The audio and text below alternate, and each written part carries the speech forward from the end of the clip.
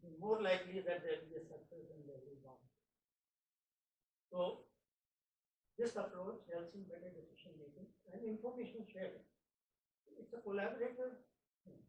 Like in the feasibility stage, it is not just the IT people who are there. It is the users, it is the finance people, correct, the business people. Okay. So for example, if you are developing a particular technology, okay, then it is also the business people. They will say, yes, this technology makes sense because nobody has it, and it will give us this falling advantage. So when you use this approach, you can make better decision making, and everyone is in this thing. So that is why they say that this is the most important phase in the development cycle. Other things become mechanical. Then coding. Coding is a mechanical exercise. Okay, and those kind of things become mechanical, but the innovation is done at this stage. So a lot of ideas are thrown up. Can I try it a different way? Yeah, go ahead. Did you employ this decision-making and sharing process when you converted from your mainframe over to your? I was not here. I am from the industry in India. How far back did you go when that was done? I don't know. It's a process of development. So you've been on ERP for quite some time. But when I worked in the industry in India, I am very familiar with it. Okay. It works. How rapidly can you iterate that process? Okay. Now with reference to Agile, okay, Agile will not do all those things in so many details. So this approach is for better decision making. This is the approach. So rather than the other, it might be a little more intensive, but it is likely to generate innovation. It's likely to generate a good business case. What I'm looking at is, a lot of those variables will change, often out of your control as you're going. So the pivot, those changes. So kind of looking at how this model adapts. So this is only the initial feasibility stage. The project funding stage is called. And that is where it is widely known that there is a lot of innovation. I've done some research on it. So this is the initial stage. Estimates become more and more accurate as you go along. You cannot have the estimate only at the project funding. It will not be 100% accurate. So I just come to that. As we go along the presentation, I'll come to that. So there is some estimate which you make to ensure the feasibility of the project. So when you do this, you have a better chance of making a good business case, and there's a more likely chance of success. So then you have the process. Question. This is kind of cut across, maybe not the plan anymore.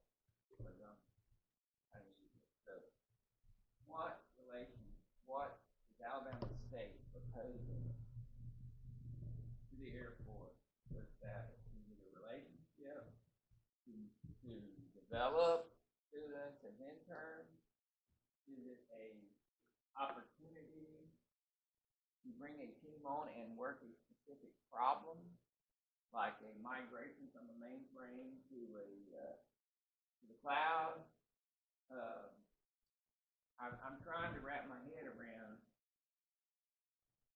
I'm listening to everything you said. It resonates, right? Absolutely. You do all that stuff, you have a better chance of hitting the target, right? Gotcha. But what do we want out of this relation? Are we trying to establish a relationship so that we can bring on, new students, maybe both, or do you already have a team? So you said you have students and faculty that have experience in this. You have a team that you want to apply to a project that we would establish like an agreement with you. I think in response to that, what you hear is more academic than anything, because naturally in that academic environment. I'm sort of in the executive side of the house and saying, what I really want to be able to do is figure out how to get my students out. Period. What relationships do I need to have with Air Force, the Army, whoever else will come to that door. Part of the reason we're bringing the folks upstairs is we have an innovation center where our students can come and learn, grow, and also increase our curriculum. And we are now marketable when our students step out the door. So we have that exposure to these various things. Definitely getting into contracting is a big piece only because we have so few students with all that going on around here that understand that process of getting involved with it. That's been 30 years in the Air Force, and I can tell you now, from the standpoint of what I see, what we have here, we should be, bursting at the seams in terms of getting into that DoD process to better understand. So we want that relationship to better understand what is it the Air Force can offer to help us get these students ready. And bottom line, regardless of what we do academically, we kind of get them a job. And am I teaching the right kinds of things within our curriculum and all of that that's going to make them competitive when they walk through the door and not find they're missing a couple of things. Internships is a huge piece of that as exposure makes it. But also, the relationship helps us now to look at our curriculum and decide, we've got some processes, we've got faculty, but are we really doing what needs to happen here? And this is a statewide issue, by the way, because I said on the state board, and we're looking at this micro-credentialing or the Alabama asset. That fits perfectly into this arena because I don't need to have a PhD to do that. I just want to find somebody who actually know how to do this agile system that can come in, sit, talk, walk, and get our folks. We've got to get a view at some point. Interesting. So that helps out. That's the big thing.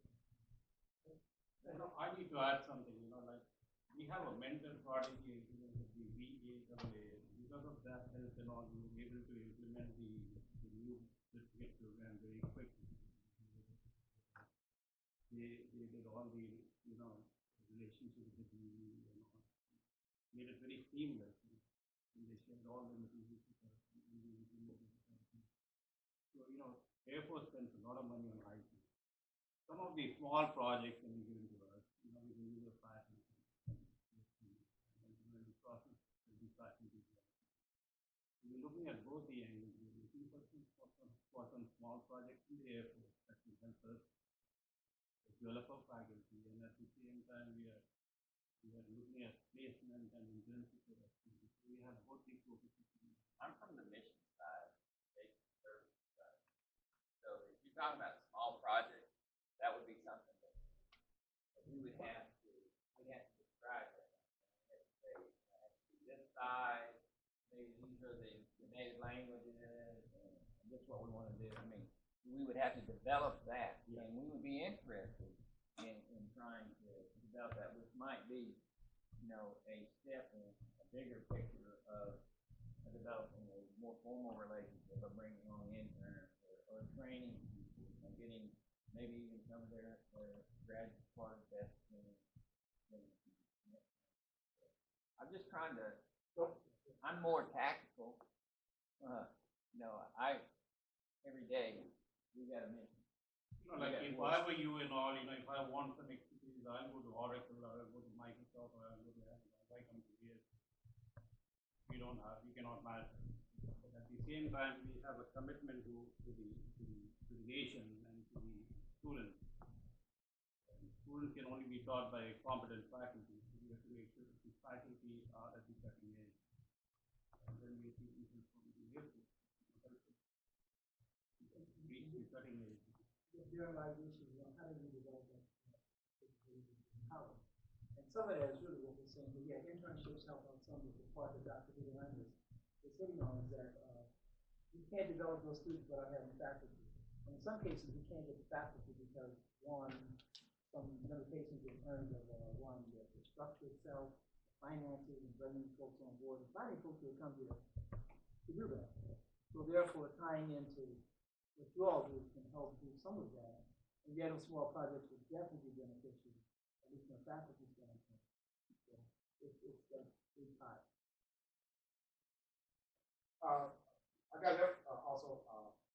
So the first session that we had, so the answer to your question that you asked, and all those different questions, the answer is yes. So we're looking for all of that. And so what we want to do is provide the university with an opportunity to kind of talk about whatever they have, and again to have panel members like you that can ask these kind of sharp questions so that it kind of shapes what we actually can get So when we go to the next phase of the relationship, we can kind of determine what we want, what we think that they have the capability to do. Because as you'll see as you go on to the different universities, this conversation will be shaped a little bit different.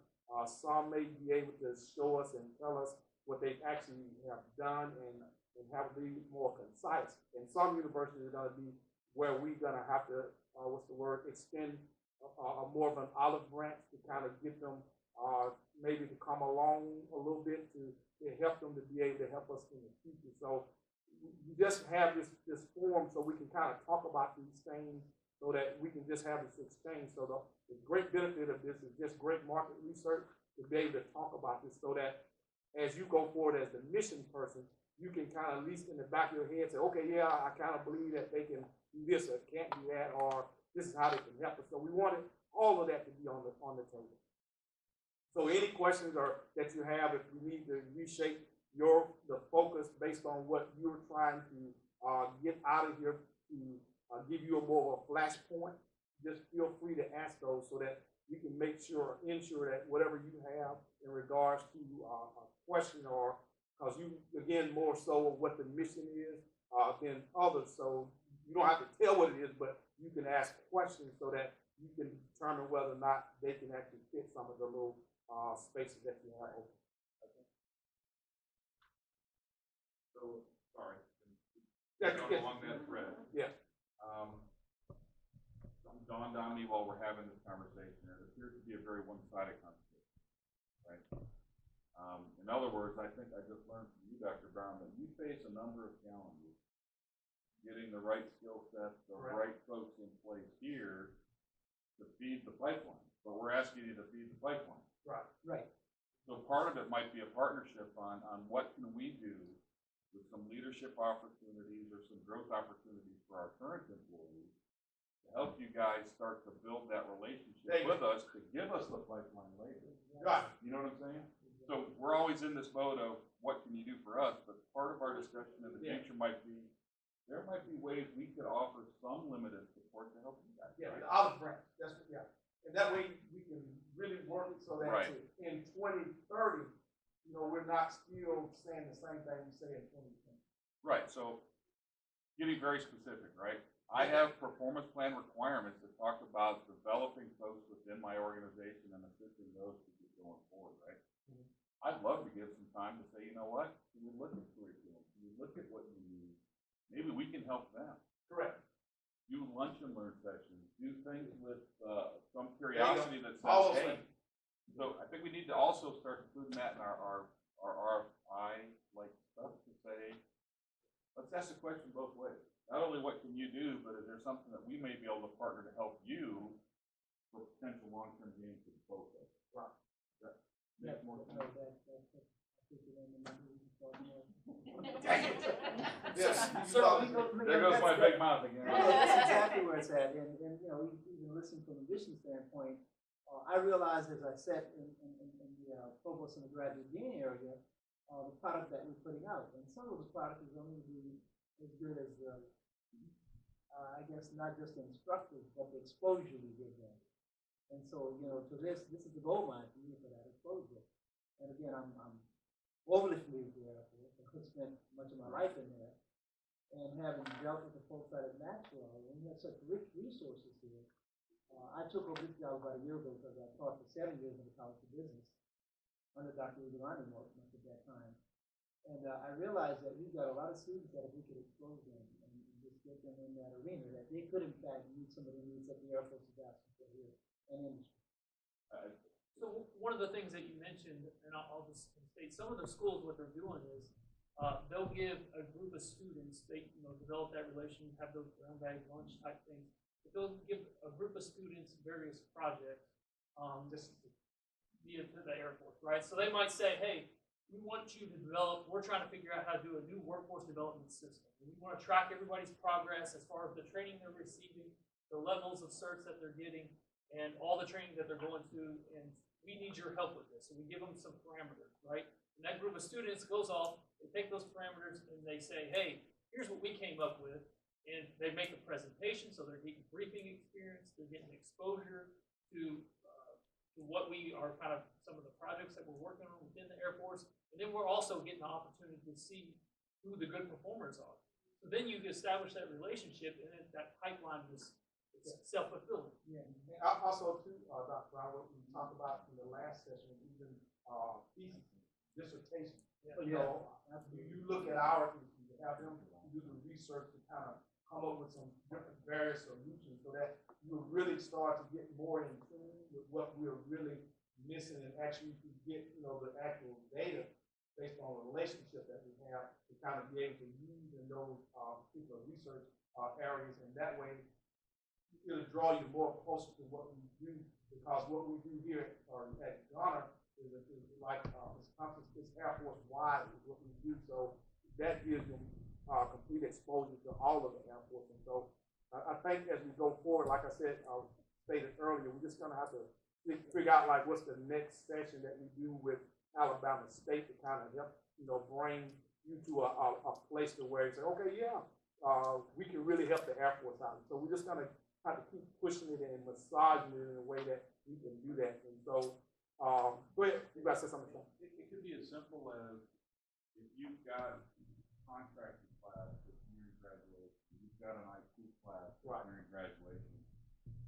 Get one of us, invite us down there, and we'll tell them what we think is available within the federal space and what we do within BES. It's about generating the excitement to come, because the more I hear about this, the more I learn that folks just aren't really aware of what we're doing and what the potential opportunities are. Right? I think we're spotty in places. We're getting a lot of folks that are coming into the internship program, but that's pushed internally from our side. Right? I'd love for you to come and say, look, I got 10 people that are solid performers that I would love to figure out how to get into federal school. There you go. We talked about potential opportunities, and we build that relationship rather than us try to push it just one way, right? It appears to be one way. And I think that I'm hearing a lot of different interview type discriminators that we normally don't have. Normally when we have folks that's coming in, you know, never had experience, your interview is your interview. How well do you do an interview? How well do you answer questions? But if you guys are doing BAU level 1, 2, and 3 certifications, in my opinion, those are really good discriminators on interviews to say, hey, I've not done the work, but I've taken the classes and I'm coming in with the level 1, level 2. To me, those are some pretty good discriminators when you're sitting on the interview board and saying this person over that person. Even using our examples in the classes, like, okay, for example, I hadn't done this, but this is what we use in class as an example, so I understand this to a different level than maybe someone that does not have a relationship, you know. You know, let me add one other thing, you know, like it's a matter of relationship. We have a sister institution in Huntsville,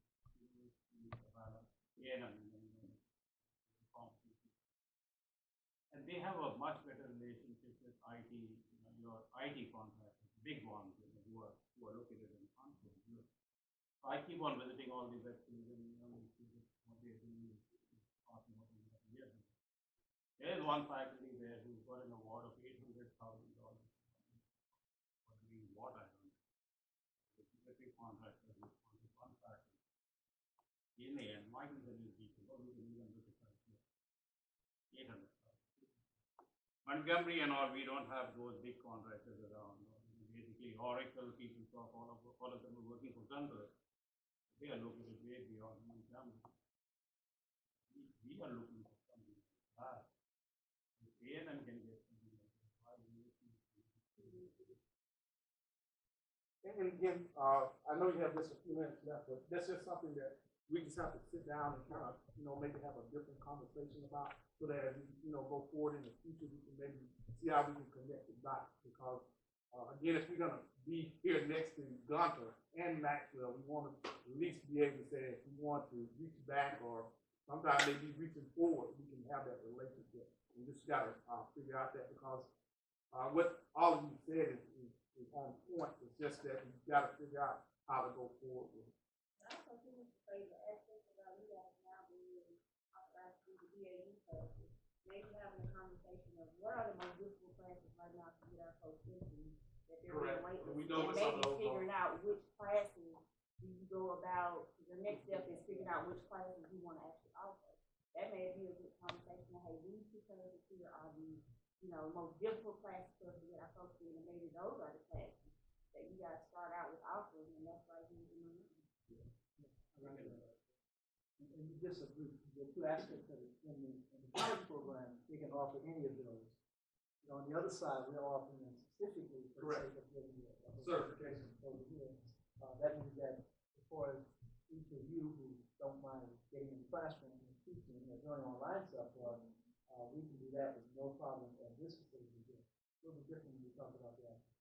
Correct. Dr. Brown, you have anything that you want to wrap up the session with? Any last parting comments? Okay. You have anything? You guys have anything?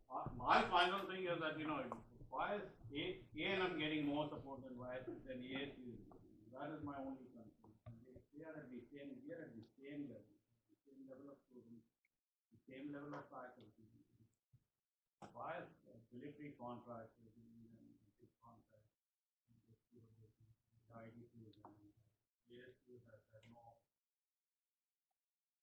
I would just say this, if you're asking that question in the future, I would just say that it's all about, I would think, the game plan and how maybe you can mimic what A&M is doing in reaching out, because I would just say that in the past, there's been some opportunities that probably just passed over, and maybe they just need to be revisited by Alabama State in regards to building those relationships. We're open, you know, like anybody comes to us,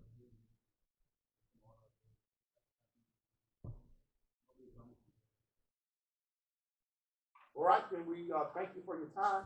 Jim Clapp.